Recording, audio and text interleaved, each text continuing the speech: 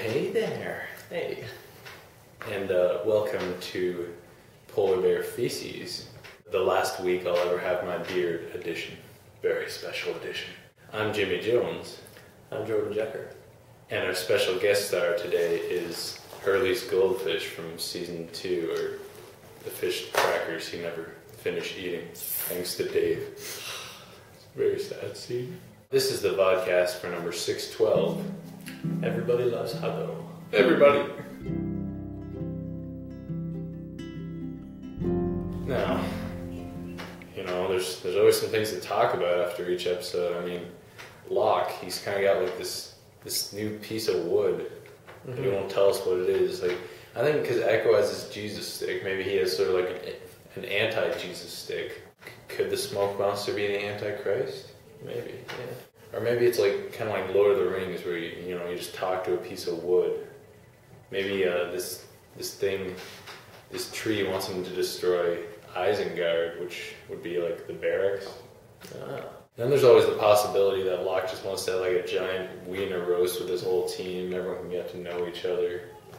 I mean, that's a long stick. Can you imagine how many wieners could fit on there? A couple dozen, at least. I'd say a couple hundred. Probably. He's got Desmond in captivity, and it was kind of lame because Desmond says, "Why would I run to?" or something like that, and Locke says, "Oh, that's the best plea from captivity line I've ever heard." Well, I think there's better lines, like other lines you could argue against captivity, like, how about "let me go"? Yeah, or I shouldn't be a captive. Aren't those solid arguments? Or like, why are you holding me like this? Like, and if you also look into the thing, like Desmond says, "I got nowhere to run to, brother." We don't know what Desmond's been doing the past few years. Maybe he's a marathon runner. He came to the island, like, looking for a track, and he could run down that little runway on Hydra Island, but that's like a 100-meter dash, and then you're done. You have to do like suicides back and forth. That could work. You know, Locke ends up throwing Desmond down that well at the end of the episode. Well, I think he kind of thought that, like, Desmond was made of metal because this whole electromagnet thing. He's like, oh yeah, if you throw like a metal coin down a wishing well, you usually get your wish, right? What could he be wishing for? What he's wishing for is that it's for himself to be a real boy. You know, it's kind of like the whole Pinocchio story. He doesn't want to be Smoke anymore. He's like, I want to be a real boy. Maybe he's, you know, how Pinocchio's like, I got no strings. You know that whole song? Yeah. Smokey's like, I got no smoke. To hold me down, to bring me down, to make me down. And maybe that's what he's doing with the wood, building Pinocchio. New theories all the time. All the time. Every day. Every day is new. You know, Locke's got that little boy chasing around, you know, that creepy little thing. It's like, it's gross. I have a new theory on that. I think that boy is Peter Pan. He's come, and Locke's, you know, sort of grumpy to see him because it's kind of like Locke never wanted to grow up. Or, you know, Locke does miss his mother, just like all these little lost boys in Peter Pan sort of do, but he made the wrong decision and he grew up. Like, some days I just can't figure out the whole show. Yeah, it's not that complicated. Flashing to the other world, we see Desmond hitting Locke with a car. Well, I think people look way too into things on this show. Like, there's all these dumb theories where you're like, oh, he hit him because he thought that if he hit Locke's legs, it would heal him. Or he hit him because he thought he had to kill him because he's also dead on the island. Or, so dumb. Like, all you have to do is look on the surface. You know what happened? What's that? Desmond doesn't like people in wheelchairs. Like, it's not a good moral of his, but he simply doesn't want anyone to exist who's in a wheelchair. He looks at that and says, it's like a survival of the fittest type guy, yeah, I guess. Maybe he's trying to do a population control thing here. Like, who knows? To be honest, I kind of had a deep theory about it too, about how he hit Locke with his car, and maybe Locke would fly to the island because of the impact. But no, I don't make theories like that. No. We go over to the other side of the thing. Hurley, in his little Flash world, is having a picnic with Libby, and he says to her, like, pulls out the cheese, like, everybody loves cheese. Most people thought that was just, a little funny line. Like, I think that would be a good idea for next week's episode title. Yeah. Everybody loves cheese. Think about it. It could be one of those multi-centric episodes where you have like a separate flashback for each of the 6 types of cheeses. Like, It's also like a good moral. Like, I know a lot of families watch the show together and just be like, the parents could just be teaching their children through Lost that everybody loves cheese.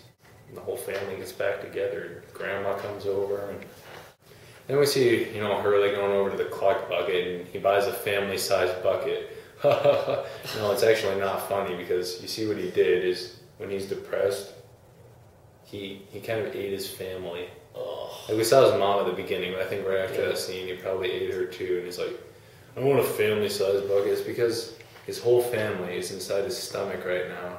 He's got to feed each of them. That's impressive. So the thing is, like, as soon as he puts a wing in his mouth, it gets eaten by, like, Grandpa Tito or Brother Frederick or whatever the crap his name was. When Hurley kisses Libby in that picnic scene, we all suddenly see his eyes go really wide. It's like, and everyone's like, oh, Hurley saw the flash. No. I think Libby, like, she's probably been eating something really, really gross, like, I don't know, liver and onions. I've kissed women with liver and onions in their mouth before, and it's not a pretty story. Like, I threw up in a girl's face once, and I don't think Hurley and Libby can ever be together if Libby's gonna be eating what she's eating. Or she needs to carry around a pack of gum or something. Also in the flash sideways, we saw that Ben was kind of like, talking to Desmond about his kid as if he's the kid man. Well, I think that kind of makes sense. Like, Ben as a babysitter. Yeah, it's good. Can you imagine any kid in the world who wouldn't like give their kid to Ben Linus and say, "Oh, just bring him back at 5, and I'll give you $700." And he's kind of like the perfect father, considering all the kids he's dealt with so well. None of his kids have ever gotten in any trouble, any kind of harm. At the end, like Claire will say, "Oh, have Aaron, Ben," and Michael will say, "Oh, have Walt." And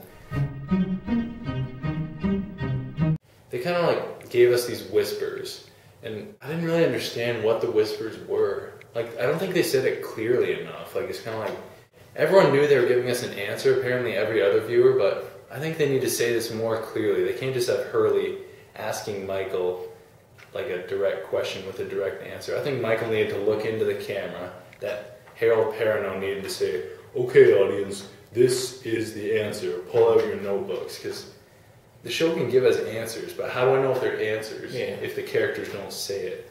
As for what the whispers are, since I didn't understand it, I kind of have a theory.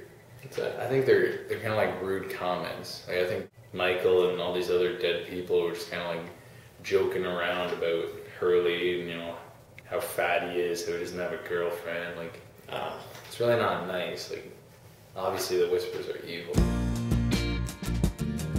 Then we get to Alana. She obviously doesn't know how to count. Jacob taught her like all these things, like how to protect people, how to not die, and just, dude, all of that is useless if you don't teach people how to count. You know how many dynamite sticks she had? 4.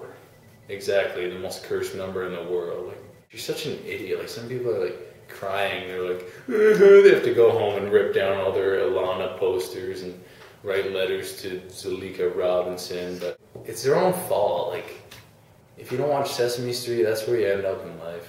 For any kids watching, you've got some Alana on you now. Just think about it.